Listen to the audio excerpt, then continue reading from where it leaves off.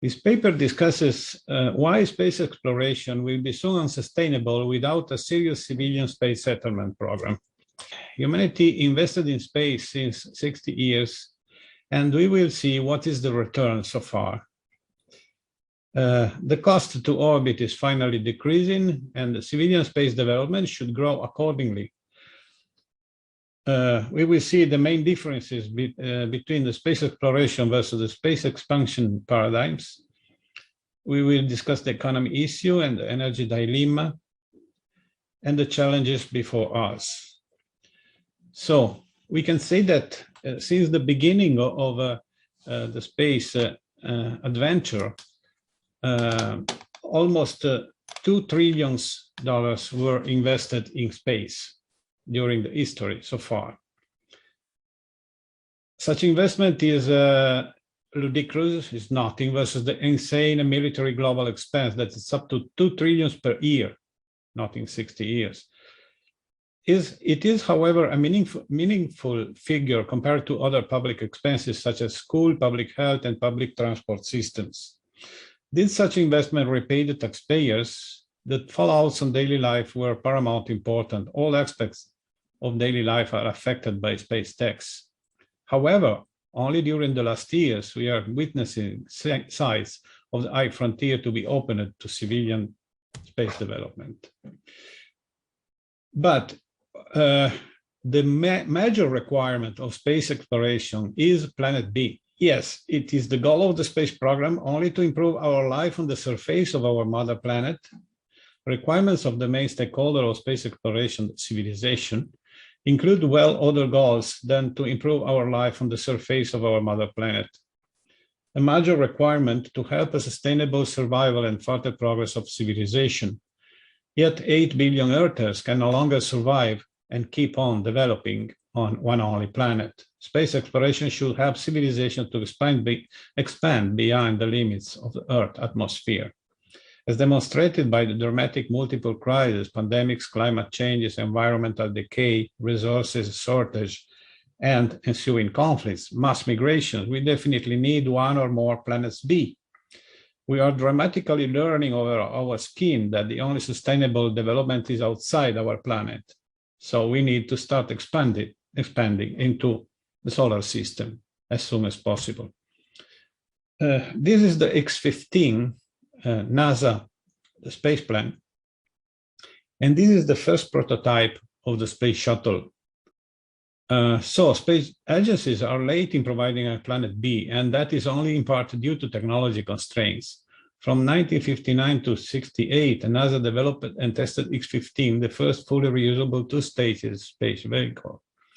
X-15 made almost 200 flights, 18 of them at suborbital quad, the same concept of the scale composite Spaceship One and the Virgin Galactic Spaceship Two. Few years later, the first design of the space shuttle by Crafteric was based upon the same concept, but the implemented machine was only partially reusable, as we know. Should the X-15 strategy had been continued, we could have reusable launch vehicles since 40 years at least. Civilization could be well on its way of expansion in the solar system. We could have Earth orbit industries, cislunar economy, use of lunar and asteroid materials, producing fuel in space. Technology was not an obstacle, as Branson and Musk finally demonstrated. Short-sighted policies and lobbies were huge and heavy burdens for human progress. The cost of Earth-to-orbit transportation was artificially kept very high for more than 40 years to second the lobbies of expendable rocket.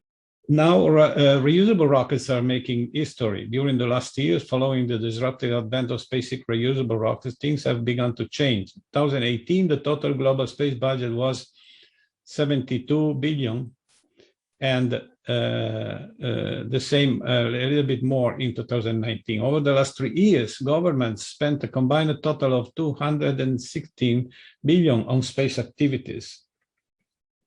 Statistics also witness that space civil budgets are overcoming the space defense spending.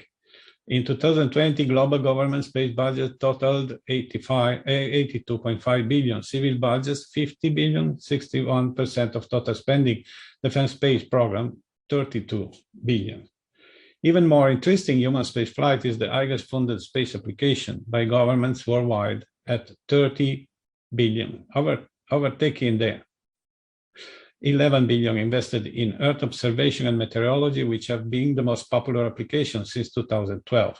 Space science and exploration came in third with a total value of 9 billion.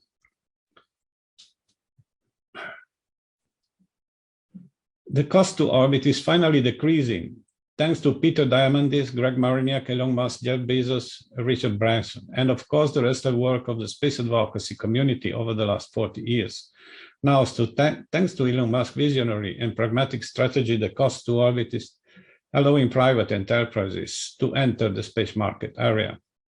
From $54,000 per kilogram, the cost of the space shuttle, to 2,700 kilograms with the SpaceX Falcon 9. Starship, the first fully reusable orbital system, will further reduce the cost to orbit, making the geolunar space industrialization and settlement finally feasible and sustainable. Starship Super Heavy will cost under $1 million per launch. In perspective, $20 per kilogram for delivering lunar payloads. Transporting people in space as tourists, workers, businessmen will cost no more than today's air flight. The above perspective is fully not understood, if they consider it at all, by the economists. The main problem is the lack of a settlement strategy. So everything is going ahead, but in a disordered way. And we need to enhance some technologies like protection from cosmic radiations, artificial gravity, green environments in space habitats, comfortable and ergonomic space vehicles, low acceleration, safe re-entry in atmosphere. Commercial space is not only a matter for private industry, it keeps on needing the support of public funded scientific research, that is space agencies.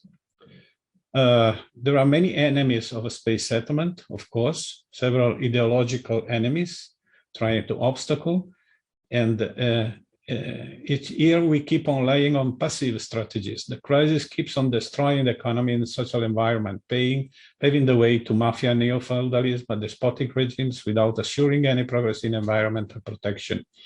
And nobody knows where is the break-even point, where the crisis becomes irreversible and the launch window for space development will be closed forever.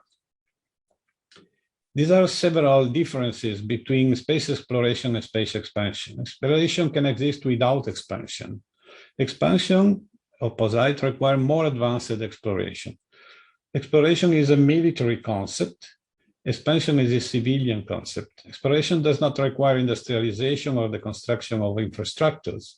Expansion requires industrialization and construction of the infrastructure. Exploration can be done by robots. Expansion requires a coherent enlargement of human settlement from Earth to nearby space and progressively beyond. Exploration is done with public money. Expansion requires private investors and companies. Exploration is made of round-trip short missions. Expansion is built upon permanent settlement, and so on. There are a lot of differences. As evidenced in this table, space expansion will not kill space exploration, while self-targeted space exploration can delay and even hinder space expansion in the context of a space program void of proper strategy. A gas strategy for space expansion, as Jeff Grison said at the SDC convention in 2017, Jeff Grison identified a gap between the current status of the desired space settlement and non-strategic decisions were taken so far to fill it. A possible fuel-based strategy is progressively mining the moon, the near-Earth asteroids, the Mars moons and asteroid belt to produce fuel in space and supply it in Earth orbit, cislunar space, and so on. Availability of fuel produced in space will lower the cost of any space mission at 1/3 of the current cost. Each built global infrastructural level will reduce the cost of missions and investments, making space more and more affordable for private enterprises. The SpaceX fully reusable Starship makes this strategy feasible at short term. All of the stakeholders, the world civilization in first place, will immensely benefit of such a cosmic renaissance. That's why the advocates of a further space exploration should become the best advocates of space settlement. No doubt that space exploration will always have its importance. The need now is to give proper importance to civilian space settlement, finally. The socio-economic rationale: should our civilization remain closed for other 10 or 20 years, the multiple crises will likely close the launch window sooner than what we could expect until a few years ago. Dramatic climate change, the COVID-19 pandemics, and the subsequent deep economic crisis are a clear demonstration. The huge energy demand exponentially increased by the web society will soon show how illusory is any green transition strategy if closed within the Earth boundaries. In a few years, should the space economy not be vigorously on its road to reverse the multi-crisis and relaunch the global economy and cultural renaissance, there will be any more funds and enthusiasm for a further self-targeted space exploration. This is the Morgan Stanley forecast for 2040. The space economy is foreseen to reach 1 trillion, but as you can see, the civilian space activities will be estimated just 5% of the total. 90%, 95% is the usual space economy: internet, consumer TV, ground equipment, consumer broadband, government. This such a forecast is fully unrealistic because if such a situation will be real in 2040, it would mean that the civilian space development will not have really deployed at all. The only effective result would be for the suppliers of satellites and related space services. Humankind would not have advanced into outer space. The high frontier will remain close to humans, only to be inhabited maybe by automated machines. So this kind of economy, 1 trillion worth, will never occur if the civilian space development will not take off in a very powerful way. So this could be a real forecast of 3.5 trillion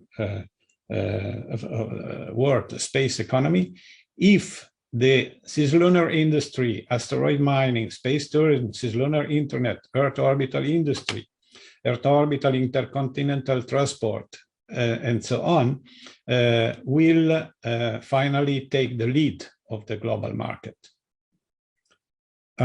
Finally, but not finally, we have the energy issue. That is, now all the plans of the governments are based on the so-called green transition that want to reduce the CO2 emissions, reduct the energy consumption, transition to renewable technology. This is a mostly passive plan based on a meaningful reduction of the freedom of movement and supposed further development of the communication via web. However, such a strategy is based on some false assumption. The forecast that global energy demand in 2030 and 2040 will be decreasing, that the limitations to movements, traveling, socializing, work, and love will be accepted by people, and that an increased infotainment supply will keep people quiet at their home. However, this is completely unrealistic. In the scenario of sustainable development, the energy demand is foreseen to decrease. Such a foreseen is based on pure numeric projections. It doesn't take care of the social issues caused by economic degrowth. It is based on unverified and unliked assumptions. The promise of a greater availability of network communication is fairy tale. The network communication is requiring a huge energy consumption. The same can be said about the use of electronic money, such as credit cards, Bitcoin, blockchain, etc. Our future in the scenario of the world remaining closed is clearly a future of remaining closed at home, avoiding any unnecessary consume of energy, and we don't know who will decide which are the necessary use of energy, and necessary proved needs to travel. In the case of the closed world, we're going to authoritarian regimes or to an increasing proliferation of conflicts, rebellions, fragmentation of big nations, decay of industrial society, that is, a new tribal society. Then, okay, also the earthly renewable energies are quite controversial. I will not discuss this point because the time is over. And the strategy to be developed before 2030 is assure the Elon Musk agenda, developing fully reusable starships to assure low-cost, safe, and reliable space transport system, support space tourism, the sole segment working on civilian passenger transportation and accommodation in space, leveraging the civil aeronautic experience to meet the requirements of protecting human life and health, warranting the human rights in space, accelerate the development and validation of civilian space-enabling technologies, protection from solar and cosmic radiation, artificial gravity, green environments in space habitats, comfortable and ergonomic passenger space transportation vehicles, orbital debris recovery and reuse, produce fuel from in situ resources mined on the moon and the near-Earth asteroid, develop the Jeff Bezos plan, progressively move heavy industry in the geolunar space, and terraform planet Earth as a beautiful natural garden. Okay, thanks for your attention. And to the next one, Ad Astra.